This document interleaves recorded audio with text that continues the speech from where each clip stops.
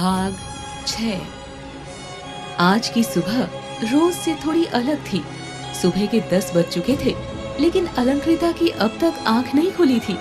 तभी अचानक से कोई जोर जोर से घर का दरवाजा पीटने लगा। रेखा जी ने जल्दी से जाकर दरवाजा खोला तो कई सारे लोग हाथों में कुछ थाल लिए हुए घर के अंदर चले आए। थाल फल, ड्राई फ्रूट्स और गिफ्ट से भरे हुए थे। रेखा जी और राकेश की आंखें इतना सारा सामान देखकर हैरानी से चौड़ी हो गई। तभी बाहर का शोर सुनकर अलंकृता अपनी आंखें मलते हुए बाहर चली आई और बोली, किस बेवकूफ की इतनी हिम्मत हुई जिसने सुबह सुबह से मेरी नींद दुभर कर दी। उसने जैसी अपनी आंखें खोली तो उसके सामने अनिरुद्ध खड़ा था। अचानक से अलंकृता के मुंह से निकला, ये सुबह सुबह से किसका चेहरा देख लिया? बेवकूफ नहीं, ये तो खड़ूस है। अलंकृता, ये क्या बकवास कर रही हो? तभी अलंकृता के कानों में उसकी माँ रेखा जी की आवाज पड़ी और उसकी आंखें अचानक से खुलकर चौड़ी हो गई। हे भगवान, ये खड़ूस तो साक्षात मेरे सामने खड़ा है। अलंकृता बेटा, तू अपने ही पैरों पर कुल्हाड़ी मारना कब छोड़ेगी? तभी इतनी देर से शांत खड़ा अनिरुद्ध बोला, क्या बोला तुमने? तुम्हें मैं बेवकूफ और खड़ूस लगता हूँ? हाँ, मतलब कि नहीं, मुझे तुम बेवकूफ तो नहीं लगते। सॉरी, वो गलती से मेरे मुंह से निकल गया। लेकिन एक बात तो तय है, तुम एक नंबर के खड़ूस हो और ये यूनिवर्सल ट्रुथ है। इस बात को कोई बदल नहीं सकता। अलंकृता ने मजाक के मूड में कहा, लेकिन तभी अनिरुद्ध भड़कते हुए बोला, अगर मैं खड़ूस हूँ तो तुम एक नंबर की पागल हो, समझी? और मेरे पास इतना टाइम नहीं है कि मैं तुमसे बहस करूं। इतना कहकर वो रेखा जी की तरफ पलटा और बोला, आंटी, मैं आपको ये बताने आया हूँ कि शादी कल के कल होगी। क्या? अनिरुद्ध की बात सुनकर रेखा और अलंकृता एक साथ हैरानी से चिल्लाई। फिर रेखा ने आगे कहा, बेटा ऐसा कैसे हो सकता है? अभी तो हमने कुछ तैयारियां ही नहीं की। आपको कोई तैयारी करने की जरूरत नहीं है। बस सुबह से इन मैडम को जगाकर हमारे विला ले आइएगा। सुबह हल्दी मेहंदी होगी और शाम को शादी। सारी तैयारियां हो चुकी हैं। फिर उसने एक लेडी को आवाज लगाते हुए कहा, सुनैना जी, आप अलंकृता के कपड़े चेक करवा लीजिए और उससे गहने पसंद करवा लीजिए। मैं अब निकलता हूँ। अनिरुद्ध के मुंह से कपड़े और गहने का नाम सुनकर अलंकृता और रेखा दोनों के चेहरे खिल गए। अलंकृता ने तुरंत स्नेहा को कॉल लगाकर कहा, सुन, अभी के अभी घर आ जा, बहुत जरूरी काम है, वरना कल बहुत देर हो जाएगी।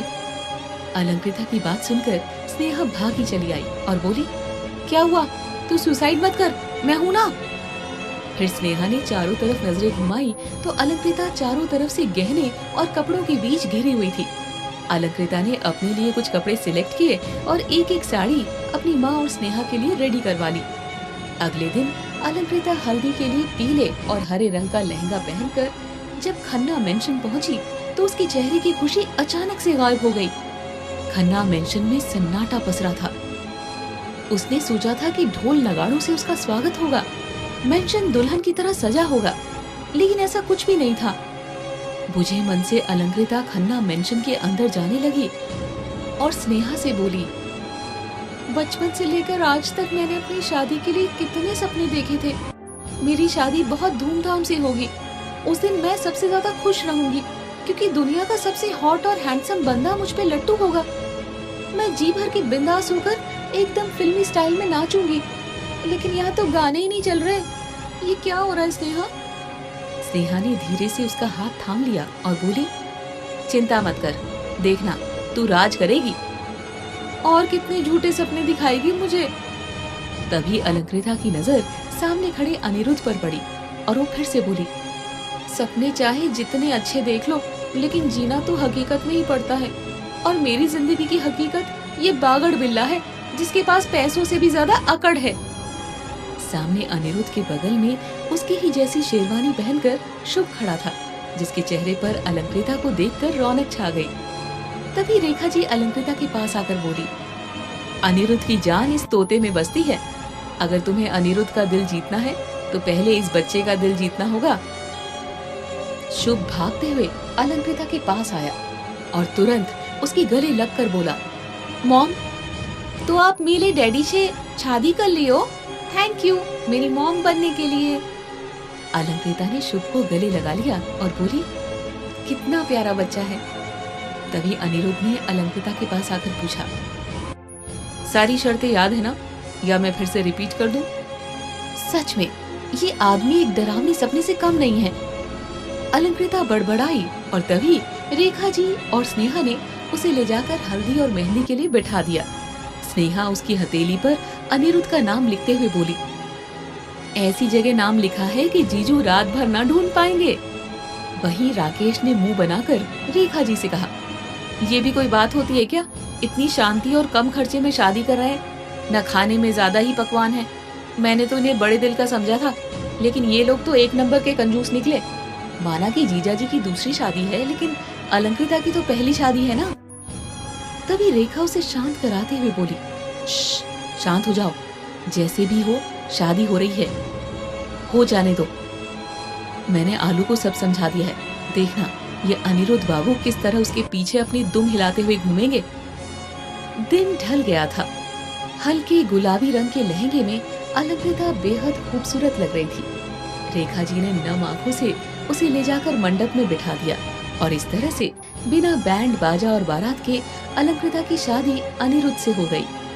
आज अलंकृता की अनिरुद्ध के घर में शादी के बाद पहली रात थी।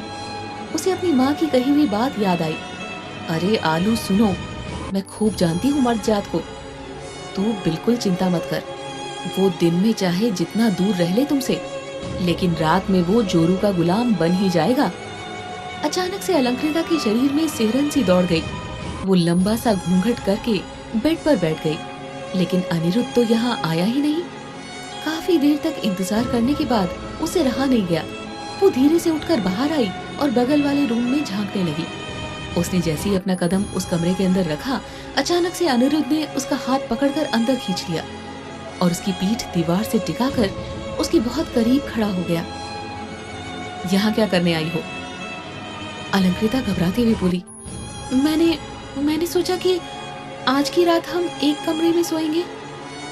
तभी अनिरुद्ध ने उसे बाहर की तरफ धकेलते हुए कहा, तुम्हारा और मेरा अलग अलग रूम है, बगैर मेरी इजाजत के मेरे रूम में घुसने के लिए सोचना भी मत।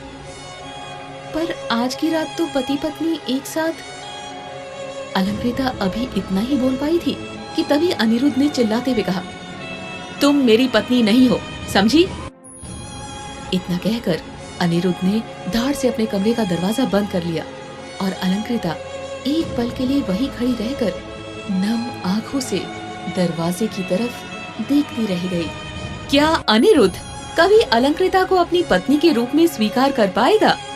सपने बिखर जाने के बाद अलंकृता खुद को कैसे संभालेगी, जानने के लिए सुनिए मेरा खड़ूस पति, सिर्फ और सिर्फ प्रतिलिपि FM पर।